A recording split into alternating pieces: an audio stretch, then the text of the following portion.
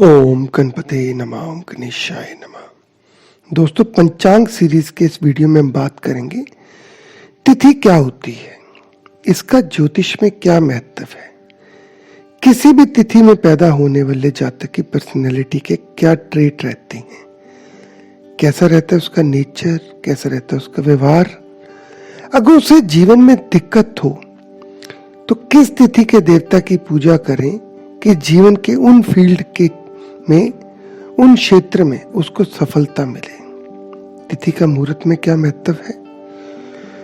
दोस्तों, आज के समय में जो लोग ज्योतिष सीखते हैं वो पंचांग के 5 नहीं, कम से कम 4 अंगों को इग्नोर कर देते हैं और सिर्फ चार्ट में ग्रहों को देखना शुरू कर देते हैं। शॉर्टकट मेथड ठीक है, मगर डिटेल्ड स्टडी के लिए जरूरी है, ज्योतिष की तह में जाने के लिए जरूरी है कि पंचांग के 5 एलिमेंट्स को देखा जाए। इंटरेस्टिंगली इन सब्जेक्ट्स पे ज्यादा रेफरेंस बुक्स भी नहीं मिलती है, ना कोई पढ़ने वाला ना कोई पढ़ाने वाला। हम जानते हैं पंचांग एस्ट्रोलॉजी का मूल मंत्र है। पंचांग मीन्स पंच अंग, यानी तिथि, वार, नक्षत्र, योग, करण। आपको नक्षत्रों के बारे में डिटेल मिलेगी, तिथि, वार, योग, करण, जो कि नक्षत्र की तरह ही इंपॉर्टेंट है। काफी हद तक वो इग्नोर रहते हैं। पहले देखिए वार कौन से रहते हैं। 7 वार उस दिन का वार रहता है, जैसे संडे, मंडे, ट्यूसडे, वेडनेसडे।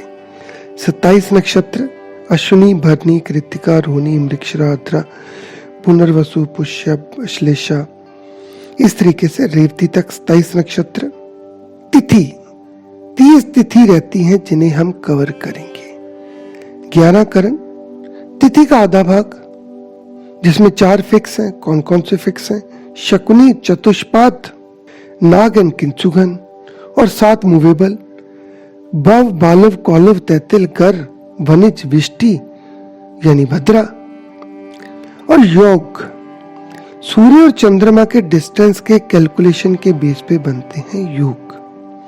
27 योग जो किसी भी जातक का नेचर, हेल्थ और लाइफ के होने वाली प्रोग्रेस को इंडिकेट करते हैं। ज्यादातर हम एस्ट्रोलॉजर क्या खोलते हैं? हम कुंडली खोलते हैं, राशियां देखते हैं, प्लैनेट्स देखते हैं और उसके बेस पे प्रेडिक्शन कर देते हैं।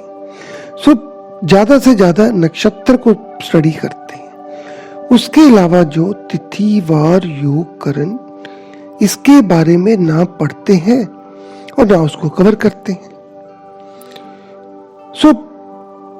करण को मैंने, मेरे एक वीडियो सीरीज है करण के बारे में, जिसमें मैंने सभी करण को डिटेल में कवर किया है। ये वो स्टडीज हैं जो आपको जनरली बुक्स में भी नहीं मिलेंगी। अभी इसमें हम तिथि कवर करेंगे। नक्षत्रों में मेरी एक सीरीज चल रही है, कुछ वीडियोस मैंने बनाए हैं, कुछ बैलेंस हैं। जैसे समय मिलेगा उसको कवर करेंगे। तो अभी हम बात करेंगे तिथियों की इस वीडियो सीरीज में। दोस्तों, हिंदू धर्म में आपको याद है मंदिरों में सुबह आरती के बाद पंचांग को बोला जाता था, स्पेशली हर संक्रांति पे। क्यों बोलते थे? मान्यता है वार को बोलने से उम्र बढ़ती है। जब वार बोलते हैं उम्र बढ़ती है। नक्षत्र से बुरे कर्मों का नाश होता है। तिथि का नाम लेने से धन दौलत में वृद्धि होती है। योग का नाम लेने से जीवन की मुसीबतें दूर होती हैं। करण आपकी इच्छाएं पूरी करता है। पंचांग सीरीज में हम सभी टॉपिक को कवर करेंगे। दोस्तों, तिथि के बारे में जानने के लिए किसी भी सर्कुलर पाथ पे जो एंगल रहता है 360 डिग्री रहता है। धरती सूर्य के इर्द गिर्द घूमती है और चंद्रमा धरती के इर्द गिर्द। धरती अपना चक्कर 360 दिन में पूरा करती है और चंद्रमा 28 डेज में। जब धरती के रेफरेंस में चंद्रमा और सूर्य एक दूसरे के बिल्कुल आमने सामने आ जाते हैं, यानी कि 0 डिग्री का एंगल बनता है, तो उसे हम अमावस्या या नो मून कहते हैं। सूरज के सामने आने से चंद्रमा जो है उसकी लाइट आपको नहीं नजर आएगी। So it becomes no moon. दोनों मूवमेंट कंटिन्यू करते हैं। जब मून का सन से 12 डिग्री का डिफरेंस होता है तो उसे एक तिथि बोलते हैं। यानी कि सन से मून का जो डिफरेंस जब 12 डिग्री पे आ जाए तो एक तिथि होती है। सो 360 डिग्री बटा 12 डिग्री यानी कि 30 तिथि। सो हमारी 30 तिथि रहती है। हर 12 डिग्री के डिफरेंस पे एक तिथि पूरी होती है। अभी 30 तिथि 30 दिन नहीं होती है, क्योंकि जब चंद्रमा की स्पीड फास्ट है, चंद्रमा चल रहा है मगर सूरज भी चल रहा है, तो दोनों की मूवमेंट से जो 30 दिन 30 तिथि का पीरियड है 30 दिनों में नहीं, उससे कम पीरियड में पूरा होता है। सो 0 से 12 डिग्री पे हम बोलते हैं पहली तिथि प्रतिपदा। अमावस के बाद हम चल पड़े हैं। सो 12 डिग्री से 24 डिग्री तक दूसरी तिथि द्वितीया। इसी तरीके से तृतीया, चतुर्थी, पंचमी, छठी, सप्तमी, अष्टमी, नवमी, दशमी, एकादशी, द्वादशी, त्रयोदशी, चतुर्दशी और फिर पूर्णिमा। पूर्णिमा मीन्स अभी इस दिन, चतुर्दशी मीन्स 14 दिन और पूर्णिमा मीन्स 15वां तिथि। सो 15 जब तिथि पूरी होती है तो उस समय सूर्य और चंद्रमा एक दूसरे से 180 डिग्री आ जाते हैं। जब 180 डिग्री आ जाते हैं तो उसके बाद 180 से फिर इसको साइकिल पूरा करना है।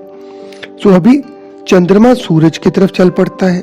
सो फिर सेम तिथियां रहती हैं, प्रतिपदा, द्वितीया, तृतीया, चतुर्थी और चतुर्दशी और फिर अमावस। तो जब सूर्य और चंद्रमा 0 डिग्री में है तो अमावस, और जब डिफरेंस 180 डिग्री होता है तो पूर्णिमा। पूर्णिमा मीन्स फुल मून, वो 15वीं तिथि होगी। सो प्रतिपदा से पूर्णिमा तक चंद्रमा नो मून से फुल मून जाता है। जब नो मून से फुल मून जाता है तो उसको शुक्ल पक्ष कहा जाता है। यानी कि चंद्रमा बढ़ रहा है, ग्रोथ हो रही है, तरक्की हो रही है, प्रोग्रेस हो रही है। इसका लाइट और साइज बढ़ती रहती है। तो जब एक बच्चा शुक्ल पक्ष में पैदा होता है तो ही इज ग्रोइंग, उसको लाइफ में तरक्की मिलती रहेगी। 15 तिथि से सूर्य की तरफ चंद्रमा फिर चलना शुरू कर देता है। सो फुल मून से नो मून की तरफ। सो अभी चंद्रमा की पावर धीरे धीरे कम होती रहती है। सो अभी पहले वो बढ़ रहा था, अभी वो स्लो होता जाएगा। दोस्तों, सूर्य आत्मा है, चंद्रमा मन है। ये आपकी मन की स्थिति है, इमोशंस है, फीलिंग है। सो इन दोनों के प्रॉपर कनेक्शन से आपकी पर्सनैलिटी डेवलप होती है। शुक्ल पक्ष पर आपकी मानसिक शक्तियों को प्रोग्रेस मिलती है, तरक्की मिलती है।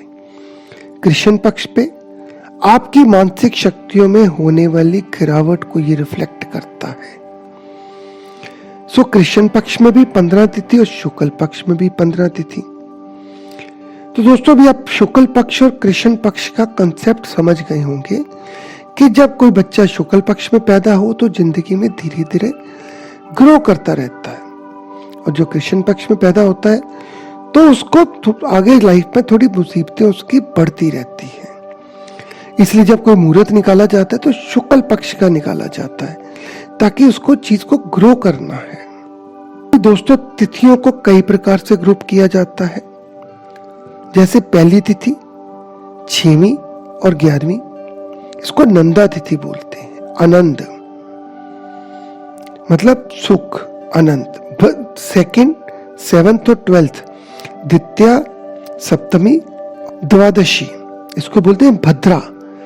भद्रा इज भद्र मीन्स अच्छा। इसके बाद आती है जया, तीसरी, 8वीं और 13वीं। ये तिथि को जया तिथि बोलते हैं। जब कहीं लड़ाई के लिए जाना है, कोई कंपटीशन के लिए जाना है, तब आप दिन चुने तीसरा, 8वां और 13वां। सो बेटर है आप शुक्ल पक्ष का चुने। तो जब भी आप काम के लिए जाएंगे, जय होके आएंगे। अब देखिए, लोग इवन नेता जो इलेक्शन के लिए जाते हैं वो मुहूर्त चुनते हैं। कौन सा मुहूर्त चुनेंगे? दे शुड चूज जया तिथि। तिथियों में अगर तिथि चुननी है तो दे शुड चूज जया तिथि, बिकॉज जया तिथि मीन्स आप जय होंगे। उसके बाद है चौथी, 9वीं और 14वीं। दिस इज द रिक्ता तिथि। जो बच्चे रिक्ता तिथि में पैदा होते हैं उनकी लाइफ में कहीं ना कहीं कुछ अधूरापन देखने को मिलता है। रिक्ता मीन्स खाली, कुछ खालीपन है। खालीपन कैसे हो सकता है? कुछ पेरेंट्स, कोई फिजिकल, कोई एजुकेशन, कहीं ना कहीं उनकी लाइफ में कुछ रिक्त स्थान यानी कि खाली जगह रहेगी। उसके बाद आती है पूर्ण तिथि, 5, 10 और 15। सो पूर्ण तिथि इज व्हाट? जो पूर्ण है, जो अच्छी है, जो कंप्लीट है। तो दोस्तों तिथियों के स्पेसिफिकेशन को हमेशा याद रखें। मुहूर्त के लिए हमें ये चीजें और इंपॉर्टेंट रहती हैं। तिथि के देवता की पूजा करना आपके जीवन की होने वाली मुसीबतों को खत्म करता है, धन दौलत की वृद्धि करता है। तो आप देखें आपके तिथि का कौन देवता कौन है, उसकी पूजा करें। पैसा आता रहेगा, पैसे की कमी नहीं रहेगी, मुसीबतों से दूर रहेंगे। सो दोस्तों ये तो बेसिक कॉन्सेप्ट्स हैं तिथि के बारे में। अभी आगे अगले वीडियोज में हम जानेंगे। कुछ वीडियोज रहेंगे 3-4 या हो सकता है इससे ज्यादा, जिनमें हम सभी तिथियों को एक एक करके कवर करेंगे। प्रतिपदा का क्या मतलब है, द्वितीया का क्या मतलब है, तो जानने की कोशिश करेंगे। इनके देवता कौन है, किस देवता की पूजा करना ठीक रहता है, और ऐसे लोगों को लाइफ में किस चीज की दिक्कत हो सकती है, और मुहूर्त में उसका क्या क्या मतलब है। सो दोस्तों हमसे जुड़े रहें। जुड़ने के लिए चैनल को सब्सक्राइब करें। आप अपने कमेंट्स, क्वेरीज कमेंट सेक्शन में डाल सकते हैं। टाइम मिलने पर जरूर जवाब दिया जाएगा। आपका दिन शुभ रहे। ओम गणपते नमः।